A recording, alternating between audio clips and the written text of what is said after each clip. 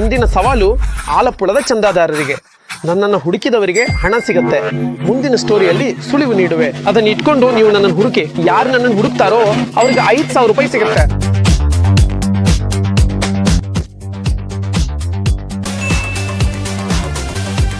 ನೀನಿದನ್ನ ಇಷ್ಟು ಬೇಗ ಹೇಗೆ ಹುಡುಕಿನೆ? ನಾನು ಹತ್ರದಲ್ಲೇ ಇದ್ದೆ, ಇಲ್ಲಿ ಬಟ್ಟೆ ತಗೊಳಕ್ ಬಂದಿದ್ದೆ.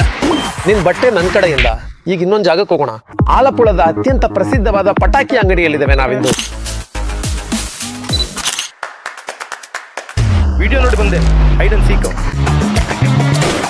ಎಂಜಾಯ್ ಮಾಡಿ, ಮಜಾ ಮಾಡಿ. ಹಾಗೆ ಗೆಳೆಯರೆ, ನಾವು 3ನೇ ಜಾಗಕ್ಕೆ ಬಂದಿದ್ದೀವಿ. ಇದು ಸ್ವಲ್ಪ ಕಷ್ಟ ಇರಬಹುದು.